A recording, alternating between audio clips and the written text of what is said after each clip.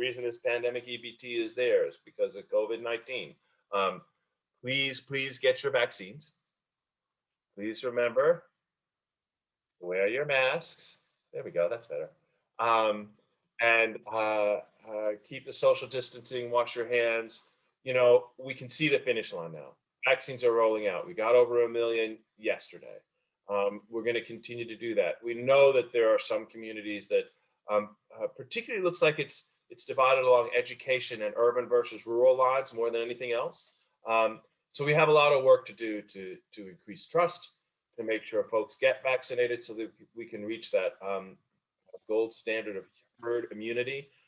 So please, as you work with individuals in the community, these vaccines are safe, they're effective, and so we know this. We can see it in the nursing facility numbers that are plummeting. These are all very important pieces. So I want to continue to encourage that. And the reason obvious reasons I bring it up, but here's the other reason. And I say this often. If there is one thing that we learn coming through this pandemic, it should be that whatever happens to one of us in our communities impacts us all. So a hungry child in our community impacts all of us, impacts the entire community. Nothing really demonstrates that better than a virus, right? But it's true across the board.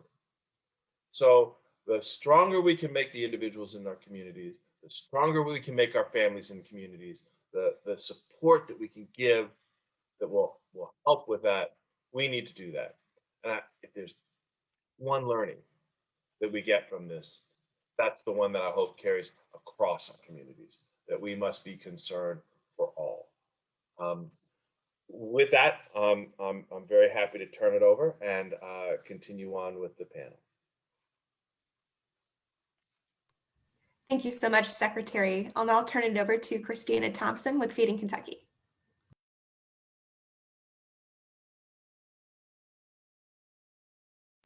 Christina, you're actually on mute right now. It'd be better if I unmuted. Thank you. Yes, and thank you to all the press today, and certainly Secretary Friedlander. I appreciate it. All of my fellow advocates for joining us. As I said, my name is Katrina Thompson, and I'm the Executive Director of Feeding Kentucky. And we're a statewide organization, and we support 7 food banks across the state, and we actually affect every single county in Kentucky. We do that through programming, through advocacy, through public and private partnerships. And last year, our members served approximately 79 million meals to Kentuckians in need. COVID-19 has certainly had a tremendous impact on our Kentucky children and on our families, as we all know. Since the beginning of the pandemic, nonprofits have seen a 54% increase in services, with food security being the #1 issue. Hundreds of thousands of Kentuckians have lost or been forced to leave their jobs. For many Kentuckians, this is the first time that they've faced financial hardships. And for many more, the economic uncertainty has governed most of their lives. Prior to the pandemic, about 1 in 5 Kentucky children lived in food insecure households, and food insecurity means a lack of consistent food, enough for a healthy and active lifestyle. Food insecurity has only worsened because of the pandemic. Over 1 in 4 Kentucky children are now considered food insecure, and in some counties, this is as high as 1 in 2. And it is unacceptable that any child in Kentucky struggle with hunger. Children who are considered food insecure are more likely to be in poor health and at risk, higher risk for cognitive and behavioral challenges, and struggle more with academics, certainly. The statistics are undoubtedly grim, but there is some good news. Our 7-member food banks have stepped up to these challenges, providing more food and delivering more meals than ever before. But we can't just rely on our food banks during this crisis. We need both public and private solutions to alleviate hunger if we want to come out of this pandemic on top. PEBT is certainly one of those solutions. The PEBT provides grocery money to families who would typically receive a free and reduced lunch at school, all while providing millions in economic stimulus, as Secretary Friedlander talked about, to our economic stimulus, to our communities, to our grocery stores. And many families rely on the free and reduced school meals to make ends meet and to have enough food to put on their tables and feed their families. We hear it every day from families that the PEBT has been the difference between having food on the table or none. Kentuckians have suffered a lot during this pandemic, as we all know, and we're proud to support PEBT, the program, which has kept our kids fed throughout this pandemic, all the while supporting our Kentucky businesses and communities. And thank you so much for having me today, and I appreciate it. Thank you. Thank you so much, Katrina. I'll go ahead and turn it over to Steve Mclean. Thank you, Jessica. And I'm Steve Mclean, Director of Communications and Public Affairs with the Kentucky Retail Federation and also the Kentucky Grocers and Convenience Store Association. So, we have seen the need in our communities of hunger before the pandemic. And if anything, this last year has exacerbated and shown that need even more. All across the state, large or small communities, it doesn't matter. We've seen the need. So we recognize as grocers, we recognize the importance of these funds to families to keep food on the table for the past year. The grocery stores and the workers, we're on the front line in our local communities. A lot of times the employees, they know the folks coming in. So it's important for each of the local communities. These are important dollars to help families, and as has been mentioned, they stay in the community. It helps keep people employed at the grocery stores. It's kept people employed for the last year in our grocery stores across the state. So we have seen the need, and these dollars, it's not just the grocery stores, but it supports the whole supply chain, from the farmers all the way that produces the food, all the way through the distributors to the truck drivers to the folks in the stores to get it. So, these have been very important dollars. I know in my neighborhood, I've seen, the kids, not necessarily through the PEBT funds, but when the school buses were delivering the meals on the days, I've seen the kids come running out of their home to get the food, to see the bus drivers that have been picking them up. But these have been valuable and very helpful, for people. As has been mentioned, people have lost jobs that have not been in this situation before. So this has been a good way to help maybe quietly and all keep food on the table, which has been very important for kids and their families throughout this, where they may not in these uncertain times that we've had this year. So, from the grocer standpoint, we've been pleased to help provide these necessary supplies for families across Kentucky. I'll turn it back. Great, thank you so much, Steve. And I think with that, we can all really see a lot of the benefits that Pandemic EBT has been providing, both to students who are trying to learn from home and also to our local food economies and supply chain. So thank you for talking on those points. At this point, I will turn it over to Q&A. If anyone has questions in the chat, I know we also have a Facebook Live going, so you can feel free to post questions there and they'll be translated over to this event. A few other resources I'll share is, I know on the Cabinet for Health and Family Services page, there is an FAQ where you can check out some of the frequently asked questions that parents might have right now. On there, there's a schedule that's super helpful. It shows from October to February when each payment will come out. from March moving forward. So lots of information there. Also on Feeding Kentucky's page, there's some Pandemic EBT information as well. And we also link back to that cabinet page if you're looking for that and can't find it. So any questions in the chat? I'll look over and see if we have any.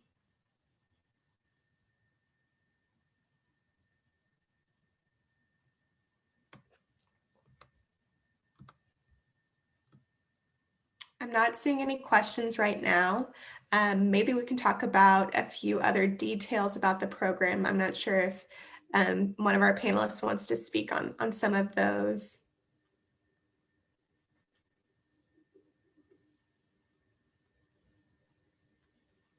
Well, I'm happy to a little bit. First, I want to say thank you to not only Retail Federation, but Feeding Kentucky.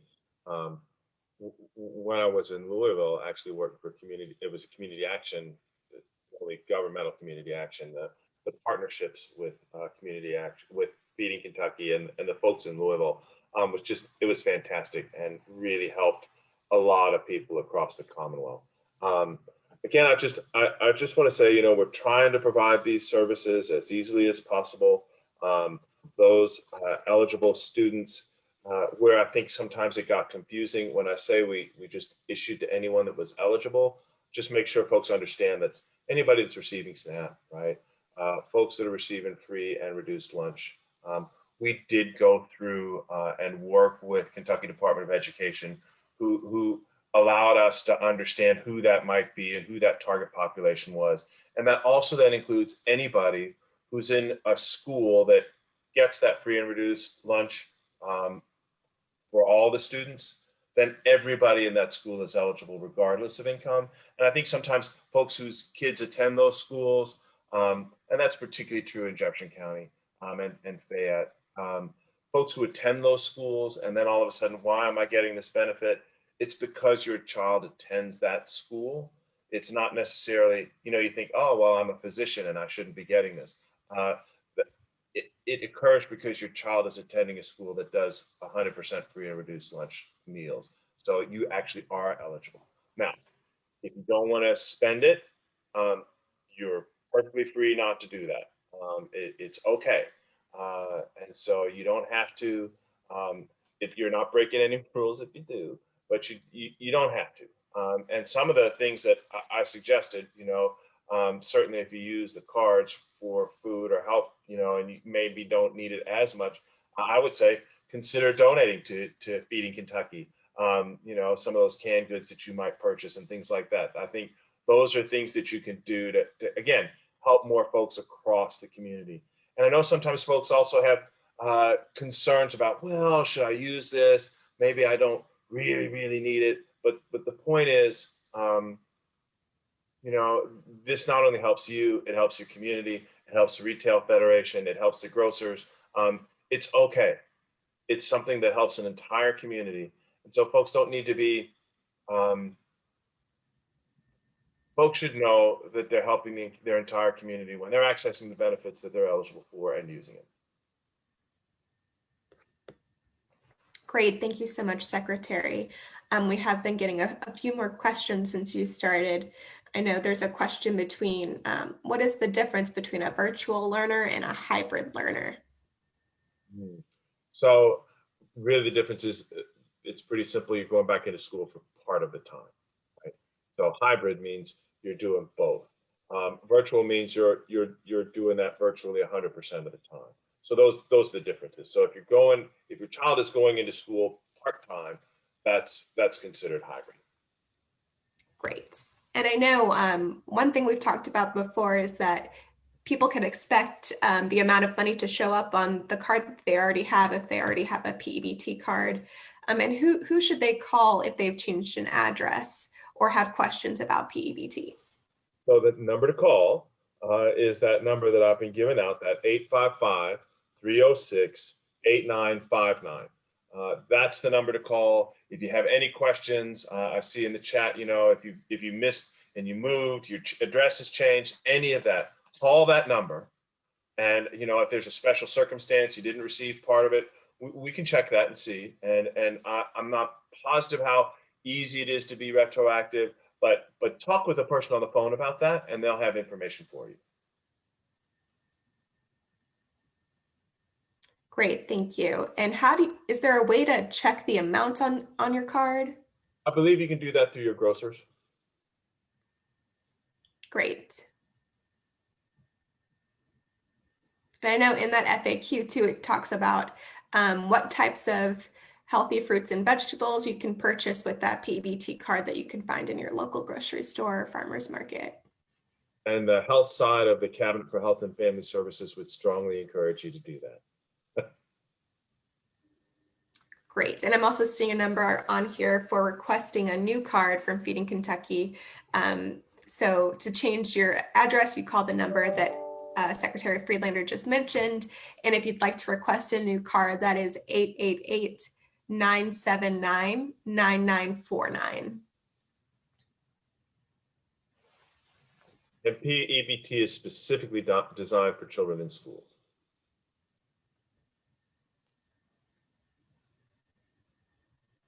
SNAP would be the program that would be available for adults. Great. Yes, I'm seeing that question on what about single or disabled folks with no independence? That would be the SNAP program. And where can people apply for that, Secretary? Please go to connect.ky.gov. There is a benefits page, and you can apply for benefits there. You can also then call our Connect number, which is also on that site. And we have talked to, and I hope have provided some training for folks across the state. You can do that. You can sign up by yourself, and then you can also reach out to a connector or an assister or some of the agencies that you might normally work with, and folks might be able to even help you through the process that way. So there are a variety of ways to access benefits. Great. Thank you so much.